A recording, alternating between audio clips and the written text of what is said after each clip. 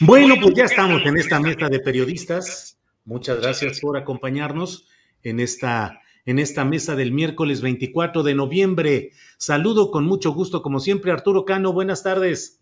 Muy buenas tardes, Julio, Alberto, Juan, ¿cómo están? Gracias. Juan Becerra Costa, buenas tardes. Muy buenas tardes, Julio, Arturo, Alberto y a todos los que nos escuchan. No se vayan porque se va a poner bien sabrosísimo. Alberto Nájar, buenas tardes. Hola Julio, buenas tardes. ¿Cómo estás? También buenas tardes Arturo, Juan y a todos los que nos acompañan. Gracias, gracias.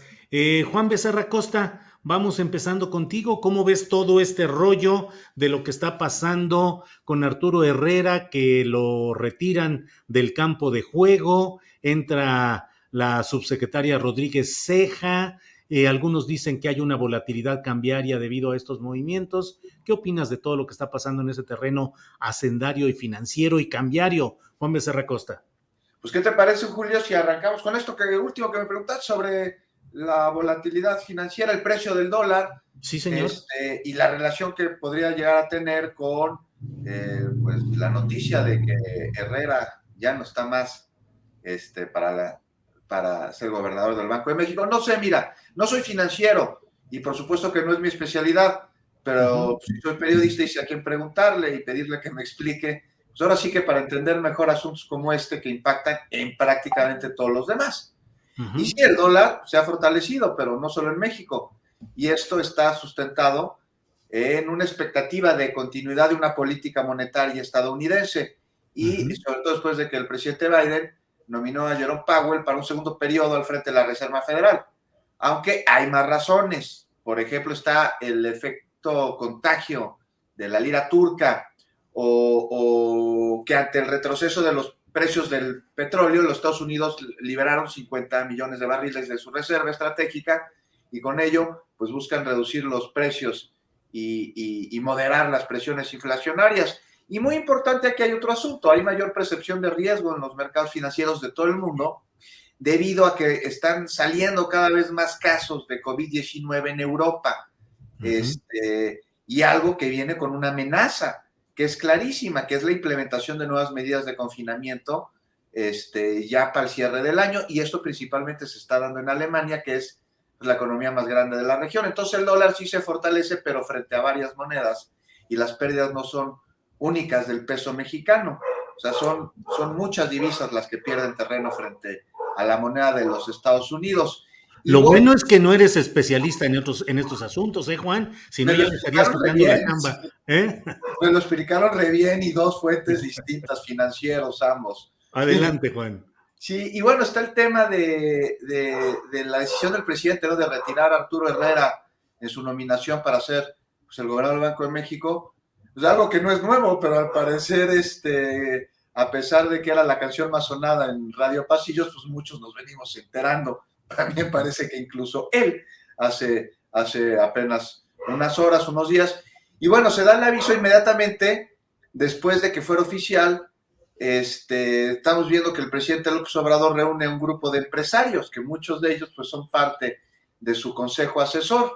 Y ahí estuvieron en Palacio Nacional Larrea, Bernardo Gómez, que llegó y que se fue en una motocicleta, Vázquez Aldir, el director del Grupo Ángeles, que pues ahí hay temas también pendientes, como la operación de reclusorios privados a su cargo, en donde hemos visto que el crimen organizado pues, es el que está operando la organización adentro de estos reclusorios. Bueno, pero eso ya es otro tema. También estuvo Carlos Hanks, Ricardo Salinas Pliego, entre varios más, ¿no? Y parece que no estuvo ya Miguel Alemán Magnani. No, imagínate, hubiera estado bueno. En una de esas se asonza y se aparece. Tenía un vuelo en Interjet y no lo puedo tomar. Así es. No se pudo subir a su avión. Alfonso Romo también estuvo. Y bueno, pues ¿qué habrán discutido? ¿Qué habrán tratado? Sin duda la salida de Herrera y su sustitución. Además decía hacer frente a la inflación y seguramente un balance a la reunión que tuvo el presidente con Trudeau y con Biden. Pero aquí lo que nadie puede negar, aunque el mismo presidente haya dicho hace rato que no, es que le perdió la confianza a Herrera. Esta mañana dijo lo contrario, pero nomás hay que ver cómo lo dijo. O sea, tenemos que buscar lo mejor y consideramos que dadas las circunstancias, pues que sea Victoria Rodríguez la candidata. ¿Por qué? ¿Por qué le perdió la confianza? pues a ciencia cierta seguramente solo él y su círculo cercano hoy lo saben, pero hay indicadores que sugieren que podría haber sido por una serie de eventos. Entre ellos está, por ejemplo, la asignación de recursos presupuestales a los estados en las semanas previas a las elecciones. También hay estados, Sonora entre ellos, en el que Durazo asumió la gubernatura, que no cuentan, o eso han dicho, con los recursos que le corresponderían para cerrar este año. Uh-huh. Y me parece que Durazo expresó su molestia con el presidente por el manejo que hizo Arturo Herrera sus facultades a la hora de entregar recursos. Y además esta es su última decisión pública de la que mucho se ha hablado como secretario de Hacienda, que son los cambios que se le hicieron al sistema de aduanas. Y esto se hizo, no sé si se acuerdan, el último día en el que despachaba en Palacio Nacional. Bueno, pues sea como sea, Victoria Rodríguez es la candidata. Sí. Y ya estamos viendo que varios analistas están considerando inadecuado porque dicen que no cuenta con las credenciales suficientes pues, para liderar esta, ¿no? Una de las instituciones más importantes de todo el país. Claro. Y en un momento complicado, porque todos los momentos son complicados en este país desde hace siglos, ¿no? Pero está el reto de la alta inflación.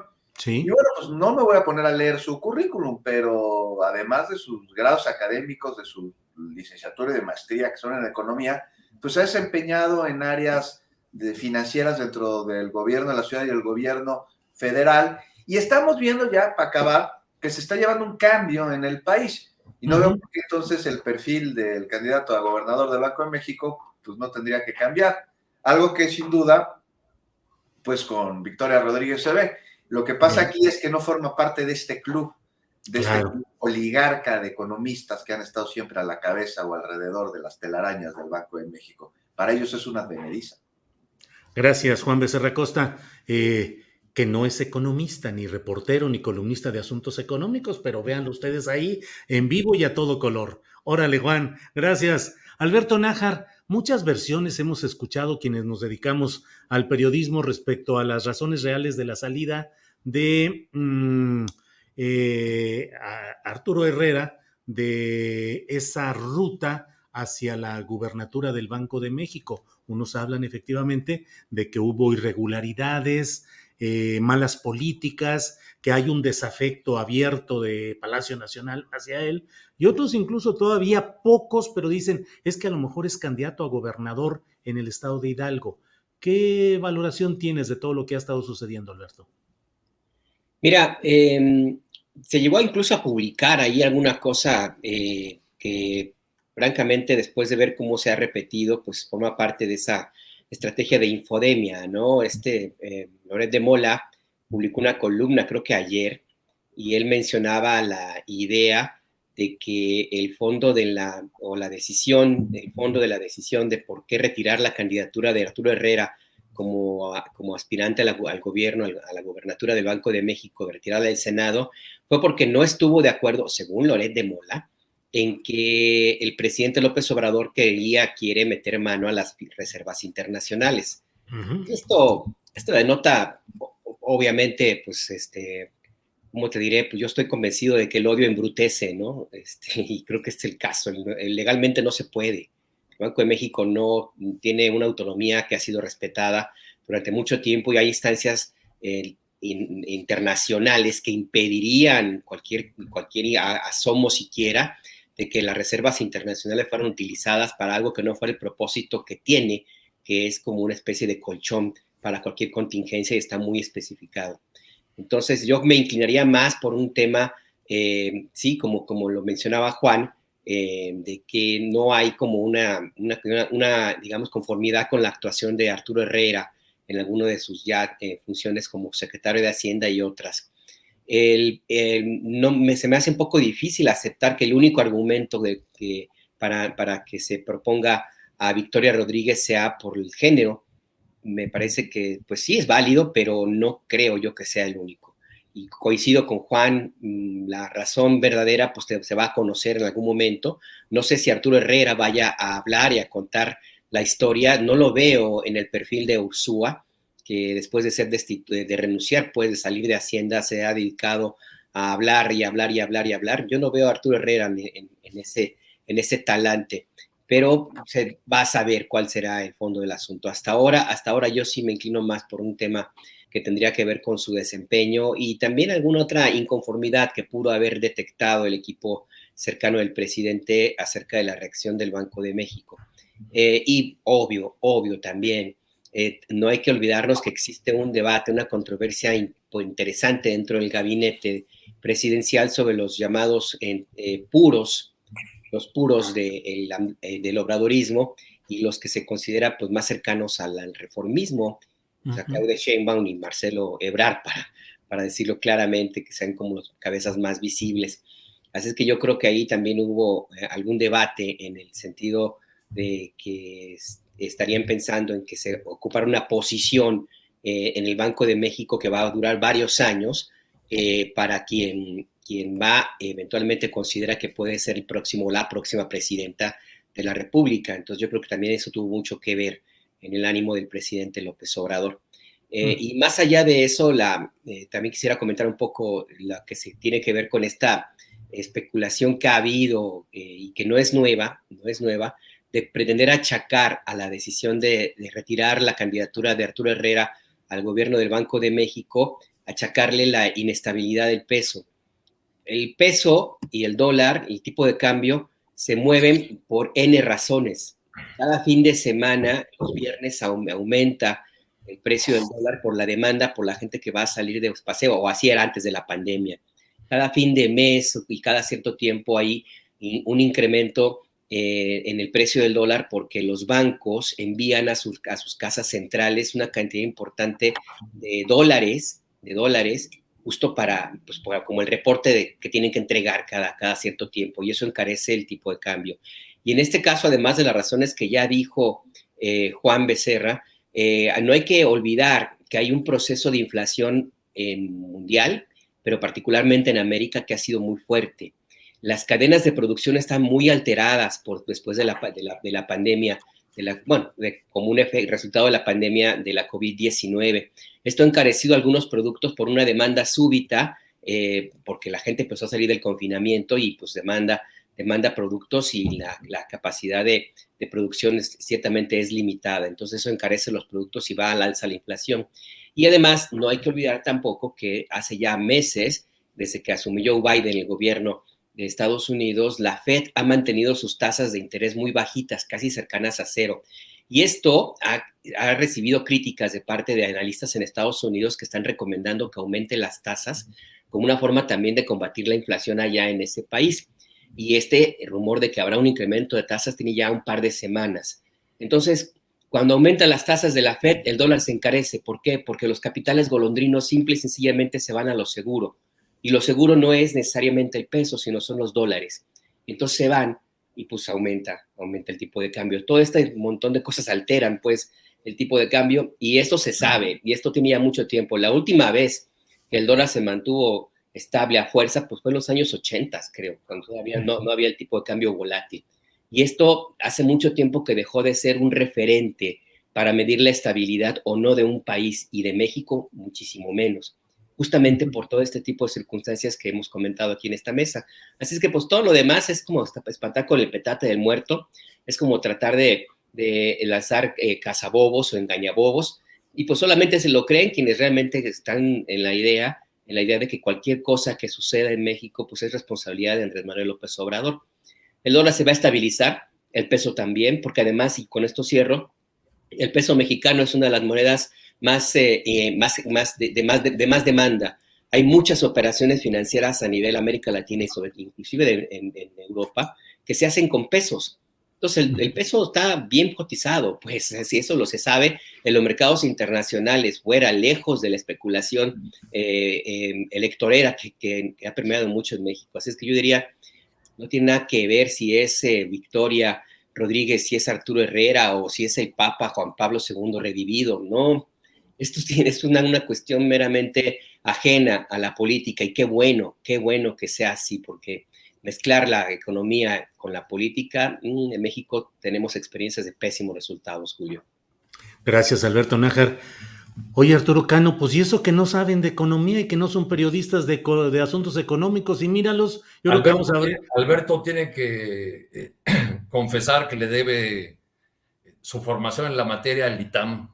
Al ITAM y a la Ibero. Neoliberal. Al ITAM y ¿Tú eres licenciado en economía, Alberto? No, soy licenciado en comunicación, pero estudié en diplomado de periodismo económico en el ITAM y otro curso de macroeconomía en la Ibero. Así es que, pues sí. Yo también fui al ITAM, pero No más. dominó en la cafetería con unos cuates que iban ahí. Sí.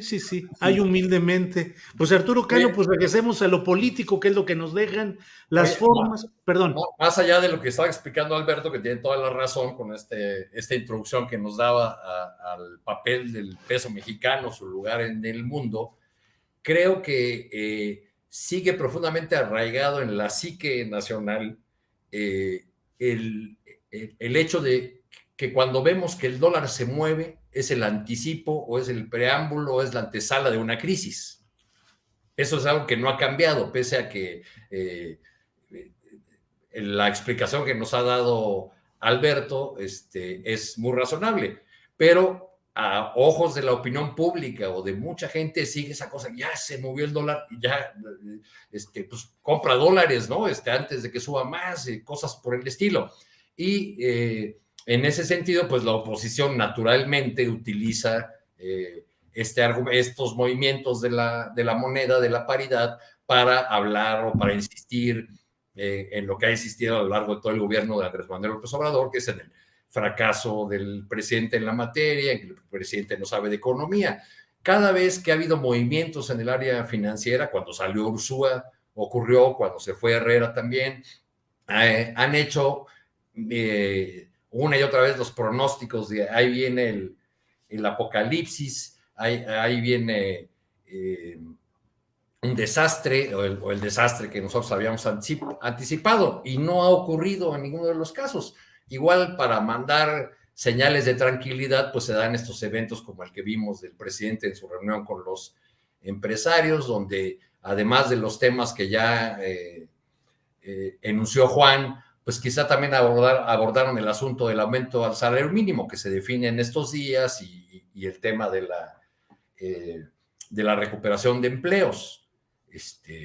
Creo que así entraríamos, Julio, a la parte política de este asunto de la volatilidad y de los cambios que han originado. Ahora, por otro lado, para nadie es un secreto que quizás salvo Rogelio Ramírez de la O, actual secretario de Hacienda y cercano a Andrés Manuel desde hace más de 2 décadas, la relación del presidente con los funcionarios expertos en temas financieros, pues siempre ha sido complicada. Aquí ya conté en alguna ocasión que hace ya algún tiempo un funcionario que trabajaba en la frontera se acercó al presidente y le dijo que estaba fallando el tema del IVA fronterizo que se iba a reducir y que requería el registro de los empresarios. El presidente le dijo que por qué no le habían informado antes y soltó una frase más o menos en este tono: estoy rodeado de neoliberales. Uh-huh. Esa, digamos, ha sido la actitud del presidente frente a los funcionarios del área, ¿no? Hay una distancia por las maneras, por los modos de hacer política, por la forma como toma las decisiones que digamos, lo distancia de funcionarios que durante muchos años, o sea, formados con los tecnócratas, que durante muchos años mantuvieron las decisiones en sus manos, porque convencieron a los políticos de que las decisiones tenían que ser técnicas y no políticas. Uh-huh.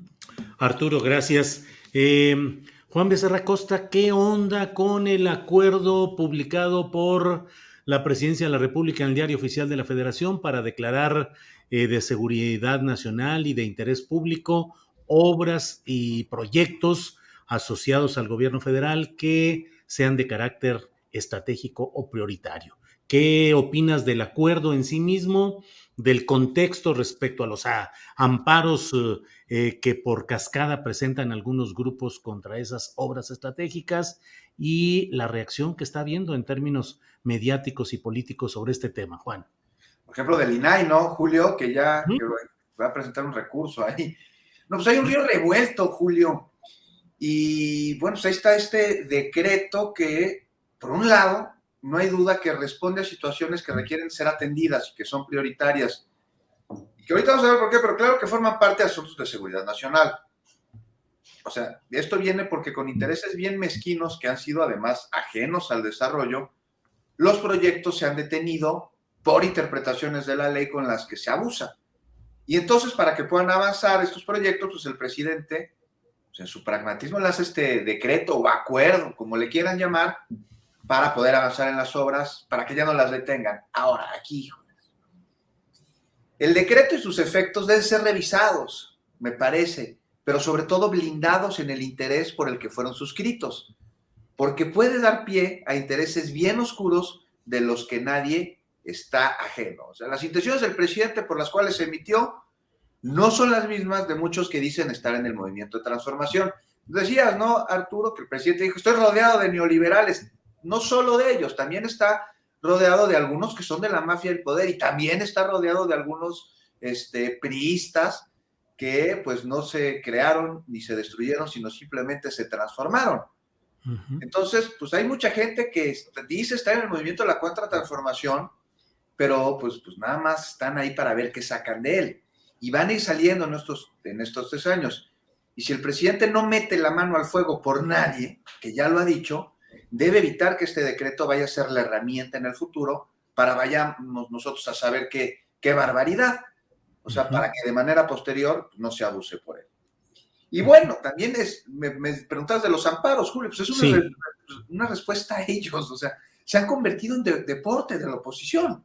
Y es que el amparo, pues ya no es una herramienta que defiende a las personas ante una arbitrariedad, no solamente es eso, ante una arbitrariedad por parte de la autoridad, se ha convertido en una herramienta para la impunidad y para obstruir con tintes políticos proyectos que son prioritarios del país.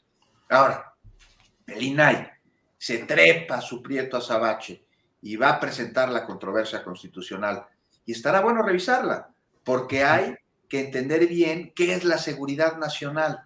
O sea, mucho se ha hablado con ellos y parece que algunos entienden que nada más es un asunto de pistolitas y de metralletas y de combate a la delincuencia y el narco, y no, va mucho más allá, tiene que ver incluso con nuestros recursos naturales. A mí me tocó ver de primera mano cuando Fox creó este Consejo de Seguridad Nacional que tenía mucho nombre, estaba muy decepcionado porque en él se atendían asuntos, por ejemplo, de inundaciones o de cambio climático, y pues eso es seguridad nacional y Fox no lo entendió. Es la condición necesaria que proporciona el Estado para garantizar la prevalencia de su integridad, de su territorio, de su independencia, de su soberanía, de su Estado de Derecho, de su estabilidad política, social y económica y la consecución de sus objetivos nacionales. Dicho esto, el que se declare de interés público y seguridad nacional no necesariamente implica que no habrá transparencia, porque ya lo dijo el presidente, la habrá. Punto y aparte merece lo dicho por el presidente sobre la actuación en el pasado del INAI, que esto lo dijo hoy en la mañana, que en efecto ni fue transparente, ni fue autónomo, pero si quieres, Julio, eso ya lo revisamos en otra ocasión para no desviarnos. Gracias, Juan Becerra Costa. Alberto Nájar, ¿qué opinas del famoso y polémico acuerdo, de lo que implica, de los riesgos para conocer, para la transparencia en cuanto a la asignación de las obras y servicios, la opacidad que algunos reprochan y por otra parte, pues la defensa que hacen quienes consideran que es un mecanismo de reacción del propio gobierno federal ante el riesgo de que mediante amparos hechos casi en maquiladora puedan estar boicoteando este tipo de obras y de proyectos estratégicos o prioritarios. ¿Qué opinas, Alberto? Mira, es un acuerdo que es distinto a un decreto y eso, ahora sí ya me lo explicaron en la mañana. Ahora vas a ser abogado, ahora en asuntos jurídicos. Muy bien, Alberto. Es un acuerdo, no es un decreto, sí hay diferencia. Y nada más por ese hecho de que es un acuerdo que tiene que ver con la vida interna de la administración pública del gobierno federal, ojo, nada más por eso ya habría que revisar si procedería o no la intención de promover un recurso de inconstitucionalidad, porque no estamos hablando de un nivel de esa naturaleza. A lo mejor puede haber que haya alguna consecuencia en términos de que lo que implicaría el dificultar el acceso a la información pública de ciertas obras, que me parece que eso se puede salvar en ciertas maneras Y una de ellas, curiosamente, es el amparo, porque también se ha dicho, se ha planteado ahí la idea de que no se va a poder amparar. No, sí se pueden amparar, sí puede haber amparos, y ahí tendría la Corte que emitir alguna opinión, que no estoy muy seguro que tenga que emitir alguna sentencia, tal vez que en una opinión que pudiera normar el criterio de los jueces de amparo. ¿Esto a qué me refiero? Pues que al momento de tratarse de un asunto de seguridad nacional existen ciertas restricciones que están establecidas en la ley y que implican justamente eso, un atentado a la seguridad del Estado mexicano. Entonces, por eso ahí sí hay cierta imposibilidad de saber de qué se trata, ¿no? Entonces, por ese lado, pues ahí viene una batalla legal. La Corte tendrá que decidir si tiene implicaciones que se violente algún derecho. Ojo que la Corte es constitucional. La Corte viola sobre todo los derechos humanos, según el artículo 1 de la Constitución, y por tanto se puede argumentar que se violenta el derecho a la información. Y eso tendría que ser, creo yo, la discusión de los ministros. Pero más allá de eso, que se ha planteado mucho el debate y llegó alguien a decir que equivalía a un golpe de Estado, o sea, imagínate. Denise Dresser. Pues sí, imagínate. Y bueno, quien estuvo comentando este tipo de señalamientos fueron personajes de la altura de Chumel Torres, ¿no? Entonces ahí ya con eso ya tenemos el nivel del debate, el nivel de conocimiento que se tendría por ese lado. A mí lo que me preocupa no es necesariamente esta parte de, bueno, sí, que se declare de seguridad nacional algunas obras. Por ejemplo, el Tren Maya es de seguridad nacional, sí. Un tema de seguridad nacional sí es un asunto eminentemente de turismo, para promover el turismo. La construcción de una carretera, por ejemplo, lo puedo entender de un aeropuerto, y eso está catalogado como un asunto de seguridad nacional, no solamente en México, sino en todo el planeta. Lo puedo entender de una presa por el riesgo de que la vuelen y que pueda ocurrir una tragedia, pero no lo podría yo entender en la construcción de alguna carretera, por ejemplo. Y el problema está en que este acuerdo es tan amplio, tan general, que cabe todo. O sea, cabe todo, desde una obra que sea mínima y que algún funcionario pueda argumentar que se trata de un asunto de seguridad nacional y ya, por tanto, hace más complicado el hecho de que se pueda parar ese tipo de obras. Me parece a mí que era innecesario plantearlo como de seguridad nacional. Yo creo que la tomaron como una medida fácil. Insisto, es un tema administrativo del gobierno de la República y ese tendrá que seguir su curso legal. Lo que me parece a mí muy preocupante es el curso que da esta categorización de seguridad nacional a los megaproyectos, porque entonces metes en un saco distinto, o en el mismo saco, a quienes están tratando de parar, por ejemplo, el aeropuerto Felipe Ángeles, es decir, Claudio X González y otros personajes ligados a ese grupo opositor.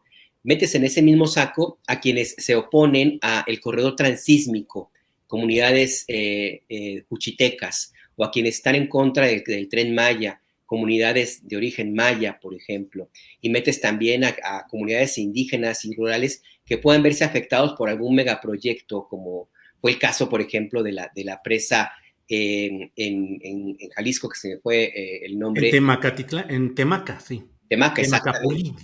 Exactamente. Entonces, ahí me parece que es algo que tendría que analizarse, porque entonces estás violentando la posibilidad de las comunidades indígenas, comunidades rurales y de la misma ciudades, en algún caso, de la defensa. No se lo quitas, pero se lo haces más complicado y se lo hace y metes a un tema que tiene que ver con la defensa del territorio, con un asunto de seguridad nacional. Y ahí, por ejemplo, los actores, activistas que estén oponiéndose, por ejemplo, a un megaproyecto, y ese megaproyecto categorizado o catalogado como de seguridad nacional, la tentación de que se le aplique una legislación que tenga que ver de tipo penal de esa magnitud, pues ahí va a estar. Y lo vemos con lo que acaba de ocurrir, lo que comentaba Ana Lorena Delgadillo al inicio del programa, pues con una facilidad la PGR metió a la CIEDO, abrió un expediente la CIEDO contra Marcela Turati, Mercedes Doretti y Ana Lorena Delgadillo, por estar investigando el caso de la masacre de San Fernando. A mí me parece que ese es el riesgo, el que se pone atenta contra la lucha de las comunidades. Y ojo, y ya con esto cierro, es un acuerdo que no tiene fecha de caducidad. Por lo tanto, se puede extender el tiempo que sea necesario. Es decir, puede irse hasta más allá del 2024. Habrá que verlo. Igual y se queda para siempre o un buen rato. Gracias, Alberto. Arturo Cano, dentro de los aspectos que ya han tocado tanto Juan como Alberto respecto a este acuerdo tan polémico, pues está el hecho también de la premura con la cual tienen que responder todos los funcionarios a los proyectos que sean determinados como estratégicos o prioritarios. 5 días después de que sea presentada la solicitud, debe responder positivamente el funcionario. Y si no lo hace, en ese sentido positivo, se entenderá como que la respuesta fue positiva, por una parte. Y por otra, se mantiene... Eso es lo que llaman la afirmativa ficta, señores sí, abogados. Sí, pero la afirmativa ficta implica que puedas decir que sí o que no, y si no lo haces, entonces sí entra la afirmativa.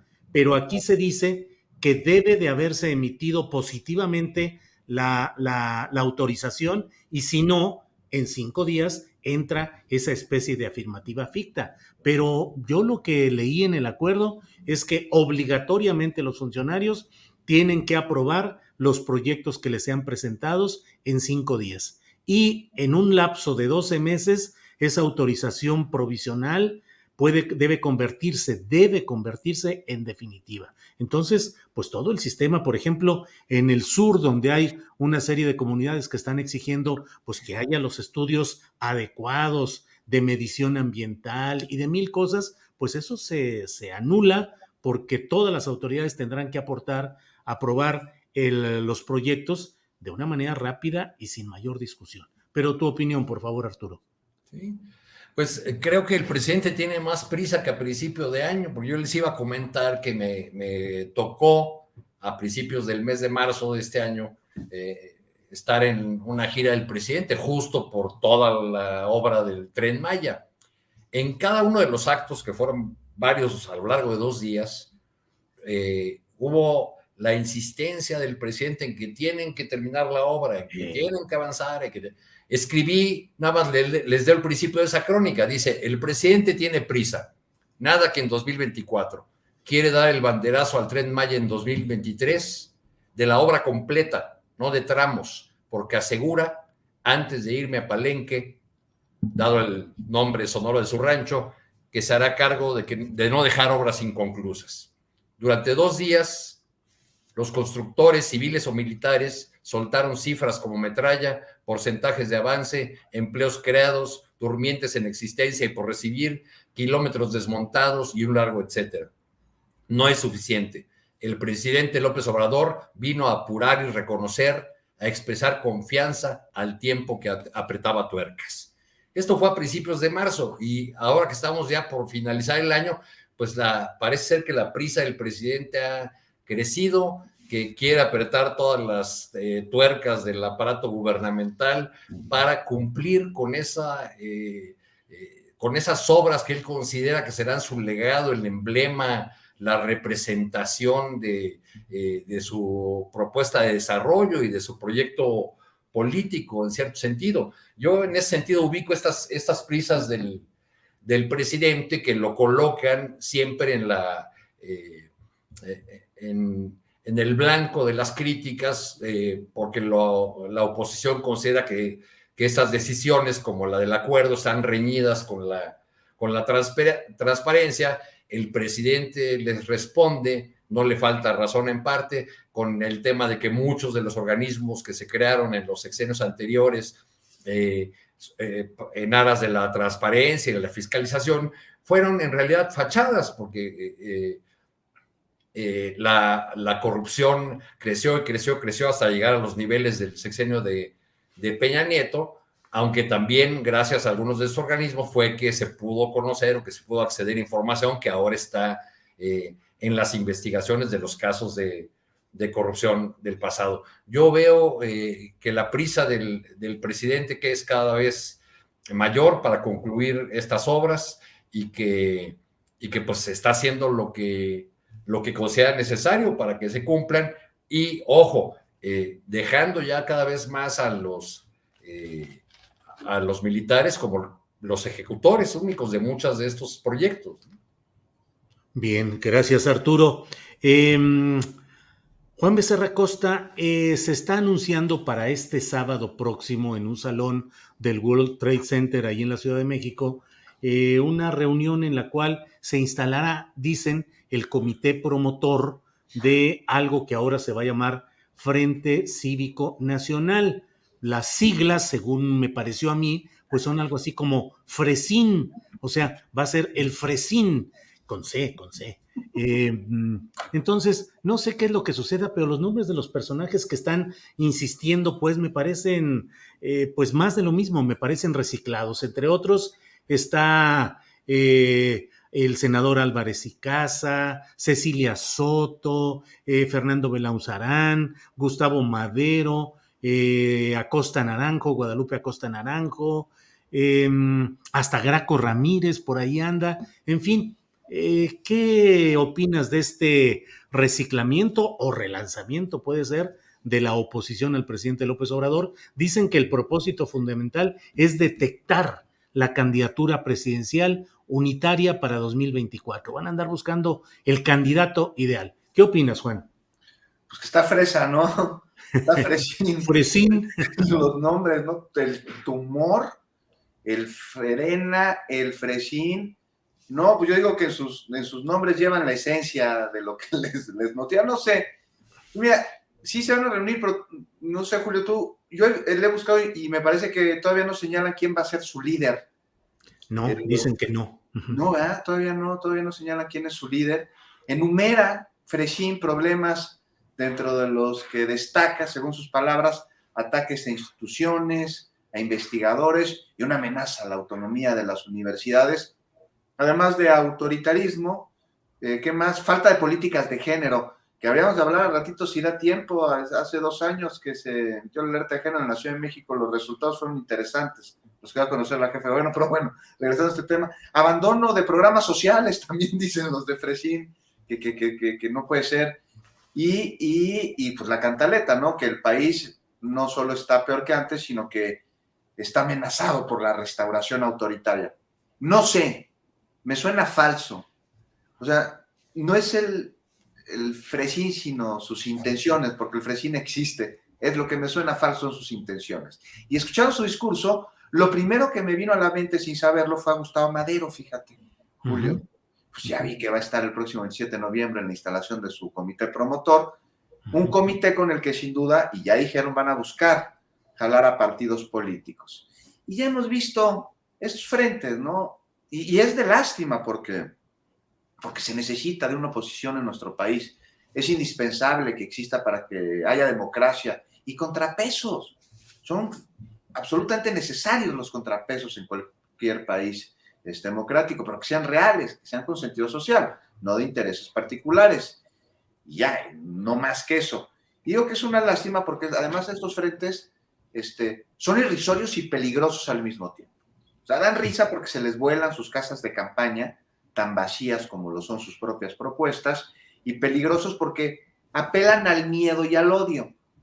Y eso es lo que están haciendo. En su discurso difunden miedo con mentiras y generan odio buscando a través del gregarismo acentuar las diferencias, y diferencias que enaltecen y amplifican, creando con ello mayor polarización. Y nada más hay que ver su discurso. O sea, esos totalitarios, mugrosos, chairos están polarizando. Bueno, digo, y tampoco hay que negar aquí que del otro lado también se polariza al generalizar un sector de la población. Pero finalmente, esta respuesta por parte de los que no son de oposición es algo que la oposición sabe.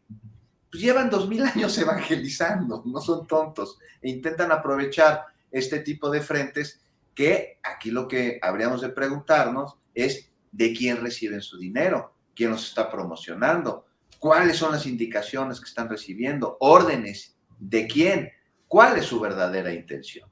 No sé, vamos a ver uno más de estos grupúsculos que aparecen y que desaparecen y que son uno mismo, nada más le cambian de nombre y de fachada. Gracias, Juan Becerra Costa. Alberto Nájar, tumor, frena, Fresín, y pues me da la impresión de que nomás no encuentran el camino, que no hay mucha brújula y que no hay todavía nadie que tome un liderazgo notable mientras del otro lado está hirviendo el ambiente dentro de Morena, de precandidaturas y todo, de lo cual podemos hablar un poco más adelante. Pero, ¿qué opinas, pues, de esta nueva etiqueta o este nuevo intento de la oposición por darse estructura? Alberto Nájar. Pues más allá de que es un nuevo intento pues por sobrevivir a la vapuleada que se les puso en 2018, que no han podido recuperarse, siguen en la lona, pues yo me pregunto de entrada, ¿qué pasó con Va por México? ¿Ya los corrieron? ¿No los vieron de su altura? ¿No fueron lo suficientemente fresas? ¿O qué sucedió? ¿Va a participar Claudio X en este frente cívico? Porque si no es así, pues entonces lo único que están haciendo es hacer el caldo gordo a la 4T, porque por la oposición ya de por sí, con las pocas posibilidades que ha tenido de organizarse y de orquestar algo más allá que no sea un discurso de odio, pues si se fueran, por un lado Va por México y por el otro este frente cívico, pues van ahora sí que de mal en peor. Si tomamos en cuenta que además de que los partidos políticos que están ahora mismo con el registro y que son los que, de acuerdo con las leyes, tienen que participar en los comicios, en las próximas elecciones presidenciales, pues también están en una supercrisis. El PAN está en la lona, el PRI, pues con lo que queda del PRI, el PRD ya, ni qué decirlo, ahí creo que son, Arturo Cano tiene más conciencia de los 4 o 5 que quedan ahí en ese partido que todos los demás electores. Entonces, yo lo veo como otro intento por tratar de articular lo que no han podido hacer en 3 años. ¿Lo van a conseguir? No lo sé. El tema no es tanto que tengan una estructura bien organizada, que se pongan de acuerdo, que convoquen elecciones primarias, que el INE, porque están pidiendo que el INE sea el que organice esta elección primaria, les ayude con la logística, sino a quién van a postular. Cecilia Soto te decía, te regañó pues ahí diciendo que tú tenías que informar y que ella no. Pues habrá que ver cómo entiende la política Cecilia Soto. Que habrá sorpresas, pero ¿ustedes realmente ven en todo el escenario, la baraja de los que han estado en el activismo político esos 3 años en la oposición, algo que no nos hemos encontrado? ¿Quién va a ser la sorpresa? ¿Quién pudiera ser el que pudiera realmente tener ese factor que implica una sorpresa, que es algo que es bienvenido, pues, y que puede tener posibilidades de tener éxito justo porque no lo esperabas? No lo sé, yo no veo aquí en Ricardo Anaya, pues eso no es nada sorprendente. Javier Corral, que sí es como lo que quiso jugar Cecilia Soto, decir, no voy a decir el nombre del que vamos a postular, pero pues vive en Chihuahua, es de Chihuahua y se pone botas de chihuahuense. No lo sé, yo no veo ahí quién pudiera ser su candidato o su candidata. Beatriz Paredes, Alberto, ¿cómo ves? ¿Sería una barbaridad? Beatriz Paredes, híjole, pues no sé si tenga ánimo ni tampoco tenga como la fuerza física como para poder hacerlo. Pues no sé, estarían pensando en quién, en Muñoz Ledo, porque él estaría encantado. Estaría encantado de volver que le den aire, pues eso pide como el campeador. Sí. Así es que pues, no veo nada más que una manifestación de esa desorganización que tiene la oposición, que siguen tratando de salirse del bache en que lo sumieron en 2018. Gracias, Alberto Nájar. Arturo Cano, ¿cómo ves este nuevo invento, nueva etiqueta para el mismo producto, creo yo? Pero, ¿qué opinas respecto a este Frente Cívico Nacional, Fresín, que van a anunciar su comité promotor este próximo sábado, anunciando que habrá sorpresas? Arturo Cano. Pues le pusieron Fresín, no por alguna organización extranjera en la que se hayan inspirado, sino porque quieren hacer una evocación directa del Frente Cívico Potosino. Esa es la razón del nombre. Ahora, ¿por qué este grupo de personas, por los nombres que conocemos, que ya han estado en otras iniciativas opositoras, decide una nueva opción, una nueva ventanilla, abrir una nueva ventanilla, diría yo? Pues porque ven a Va por México y a lo que se agrupa alrededor de Claudio X González como incapaz de conectar con cualquier movimiento social o con los sectores populares. O sea, sí. Se han dado cuenta que por ahí no va que no van a poder, con Va por México y encabezados por un empresario millonario, lograr arrebatarle una porción de los sectores populares, una porción importante de los sectores populares al obradorismo.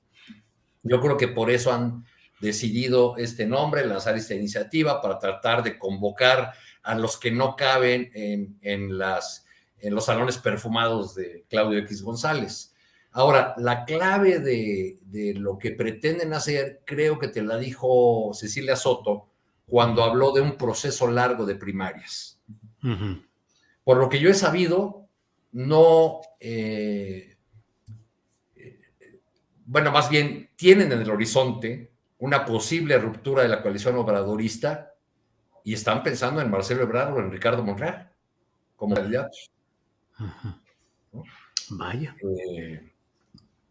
Creo que cuando Cecilia explica que quieren realizar largos debates, deliberaciones para ir construyendo una candidatura, se está refiriendo a eso, a ver cómo se van decantando las cosas, ya que el presidente López Obrador decidió adelantar ese proceso sucesorio y en esta misma elaboración incluyo lo que el presidente dijo hoy sobre las encuestas.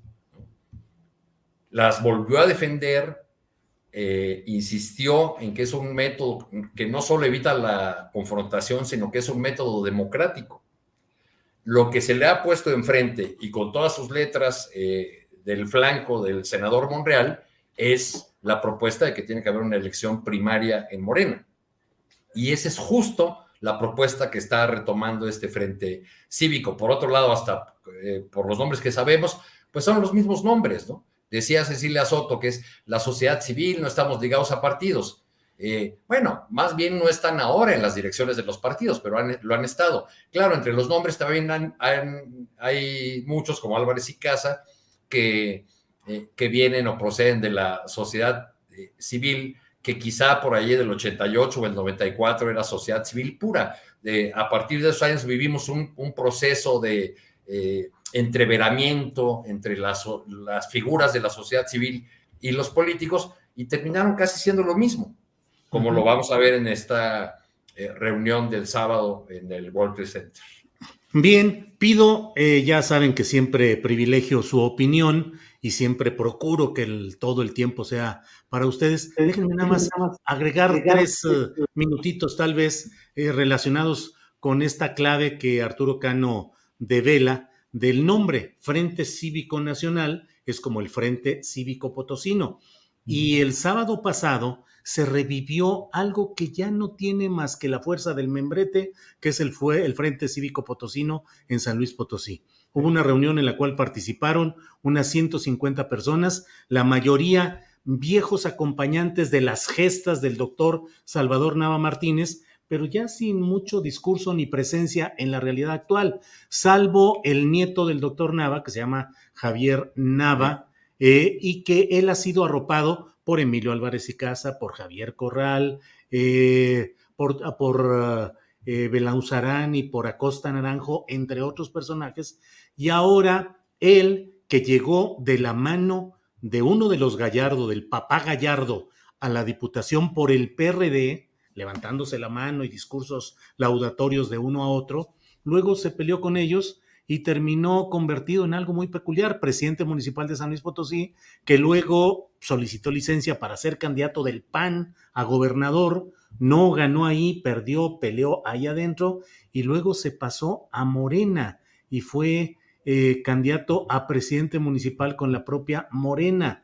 Es decir, una promiscuidad política, ideológica, un saltimbanqui en ese terreno y que ahora está siendo señalado. Fíjense lo que son las cosas. El presidente municipal de San Luis Potosí es Enrique Galindo Ceballos, quien fue comisario nacional de la Policía Federal con cuentas pendientes por Nochixtlán y por muchos otros lugares. Es el presidente municipal llegado a nombre del PRI y ha presentado denuncias contra Javier Nava por aviadores, por centenares de personas que dice que nunca prestaron servicios y por otra serie de acusaciones. Y frente a ello levantaron el nuevo Frente Cívico Potosino que preside el propio Javier Nava. Entonces, tal vez la sorpresa que no quiso dar la ex senadora y ex candidata presidencial y exdiputada Cecilia Soto, pues es eso, que va a haber entre la sangre nueva, probablemente esté Javier Nava para pues entrar a estas primarias y a estas cosas tan peculiares.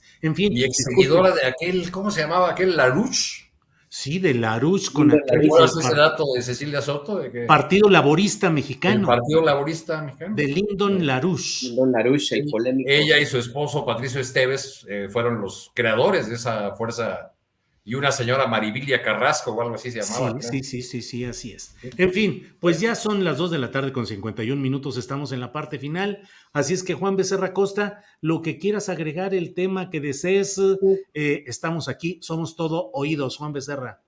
Pues un tema pendiente, ¿no, Julio? Un tema pendiente, pero me gustaría saber también ustedes qué opinan de cómo se ha resuelto aquí en la Ciudad de México.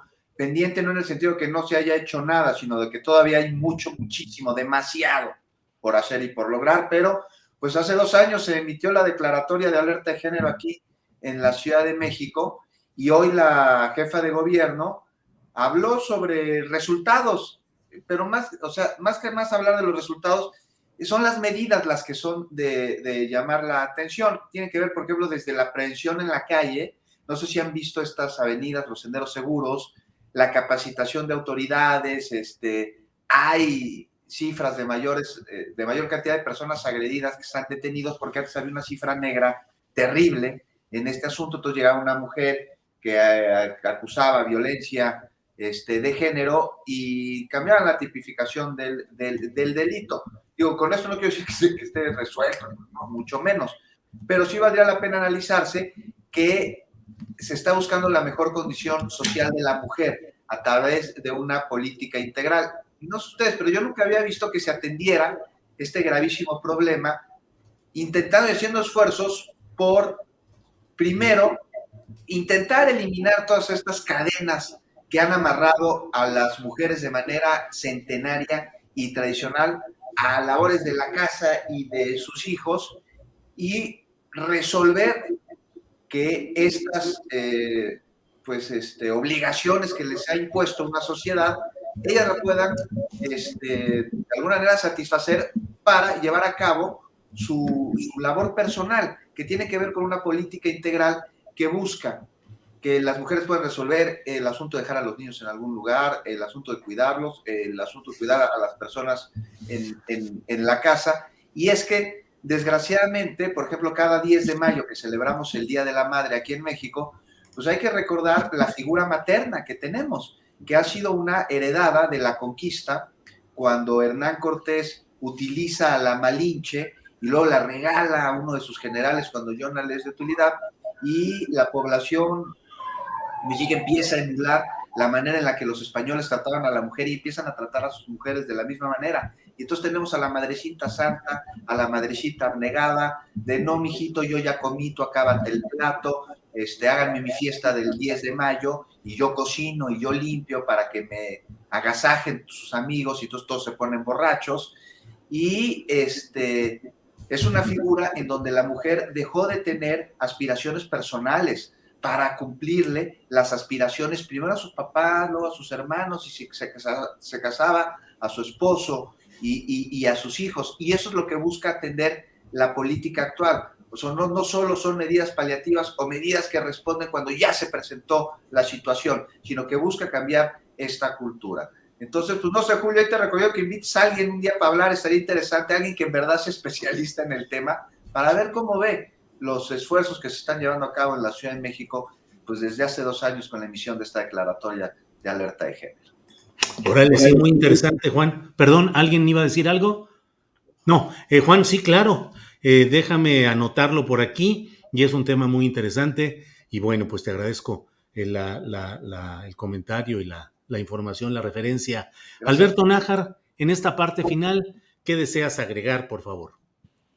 Mira, en esta dinámica de la discusión que hemos tenido sobre el acuerdo administrativo del Gobierno de la República para agilizar la conclusión de los megaproyectos del presidente López Obrador, esta designación o la propuesta de una propuesta distinta al original, bajar de la contienda por la gobernatura del Banco de México a Arturo Herrera, y ahora con esto del Frente Cívico Nacional y otras cosas que todos los días tenemos, se nos ha perdido de vista algo que me parece a mí muy, muy importante y que las repercusiones van a ser a largo plazo. La Suprema Corte de Justicia de la Nación está en el análisis de una propuesta que elaboró la ministra Ríos Fajat para autorizar o para darle validez a la propuesta del presidente López Obrador de permitir la participación de militares en tareas de seguridad pública y hacerlas ya completamente legales.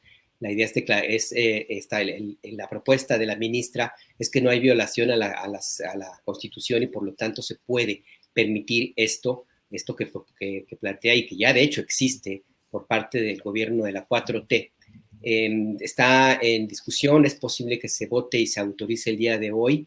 No estoy muy seguro que se llegue al fondo del asunto de la Guardia Nacional, pero de suyo propio el espíritu de lo que se analiza y se va eventualmente a aprobar en la Corte me parece de riesgo, porque Sí.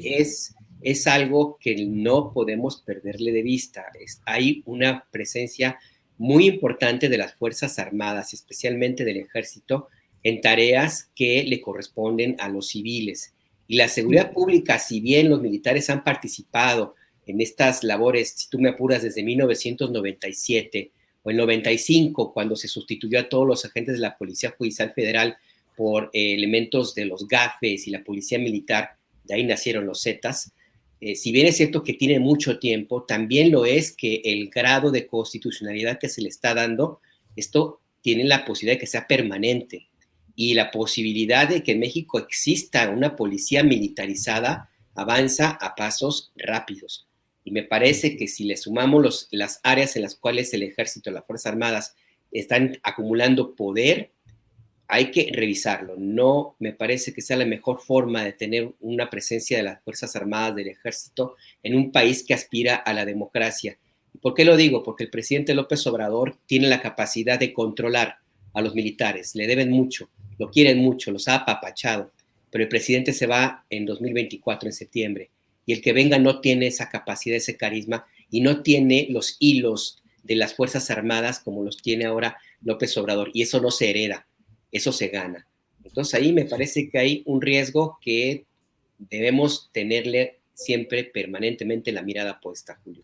Sí, Alberto, totalmente suscribo lo que has dicho, las preocupaciones, el fondo de lo que planteas. Te comento que ya la primera sala de la Suprema Corte de Justicia decidió enviar al Pleno de la propia Suprema Corte esta discusión por considerar que es de una gran importancia, lo cual pues es cuando menos en términos procesales de un primer paso es positivo porque había muchas quejas y señalamientos de por qué una primera sala se iba a encargar de resolver sobre un asunto tan delicado. No hay ninguna contravención legal, lo puede atender la primera sala y se acabó, pero parecería de una máxima importancia que debería ser resuelto por el Pleno. Entonces se pasa ya al Pleno, no hay fecha para la celebración de esa reunión, pero la esencia de lo que tú dices yo la suscribo y es una preocupación que creo que debemos de mantener, de sostener en todo este tramo de aquí a que la Corte resuelva sobre este tema delicado, Alberto. Así es, y no hay que olvidar que la Corte ahora está más obradorista. Con Loretta, con recién nombrada, ya se emparejó mucho. Pues sí, así es. Alberto, gracias. Arturo Cano, para cerrar esta mesa de periodistas, ¿cuál es tu opinión, por favor? Rápidamente, en un minutito, voy a decir algo que seguramente ustedes compartirán conmigo. Expresar toda mi solidaridad con la colega Marcela Turati, con la defensora Ana Lorena Delgadillo y con Mercedes Doretti, que sabemos ahora fueron investigadas y los documentos están ahí en curso. Digo, es una vergüenza, es un escándalo que hayan sido investigadas las personas que reporteaban y que defendían a las familias de las víctimas en el caso de la masacre de San Fernando. Y es necesario, como se dice en un documento que está circulando en apoyo a Marcela Turati, que los funcionarios que cometieron esta barbaridad sean investigados y sancionados y que la información que fue obtenida de manera ilegal, espiando a estas colegas y compañeras, sea destruida. No solamente es un asunto del sexenio anterior, es algo que llega hasta la fiscalía actual, y de no resolverse rápidamente esta situación y atenderse la demanda legítima que están haciendo las víctimas de esta barbaridad, pues sería una mancha más en el caparazón de Tortuguetes. Sí, Arturo, desde luego, terrible el hecho de que los propios funcionarios de la Procuraduría General de la República en la administración de Peña Nieto acompañaran a las investigadoras y escucharan los testimonios de las madres o familiares de los desaparecidos y tomaran nota y estuvieran ahí, y eran los mismos que estaban espiando y que estaban sirviendo a otros propósitos. Y como lo dijo hoy Ana Lorena Delgadillo aquí en este programa, pues lo terrible es pensar que esas mismas personas siguen incrustadas ahí, que siguen con toda la información y que siguen practicando cosas parecidas ahora en la Fiscalía General de la República, pero con los mismos sistemas y las mismas prácticas. Así es que solidaridad plena y a exigir que haya una atención verdadera a esto que debería ser un escándalo nacional y que no quede solamente en un reporte que se extinga en lo inmediato y se acabó. Pues Arturo, gracias. Juan, muchas gracias y buenas tardes, Juan Becerra Costa. Muchas gracias, Julio, y abrazo muy fuerte a todos. Nos vemos la próxima semana. Sí, señor. Alberto Nájar, gracias. Gracias, un abrazo. Y está este comunicado el que menciona Arturo. Invito a todos los periodistas a que se sumen a este documento. Y luego se va a publicar la liga para firmar, pero yo coincido con Arturo. Esto nos atañe a todos. Gracias. A ti, Alberto. Arturo Cano, gracias y buenas tardes. Muchas gracias, Julio. Que estén bien todos los que nos hicieron el favor de acompañarnos. Muchas gracias, muy amables los tres. Nos vemos.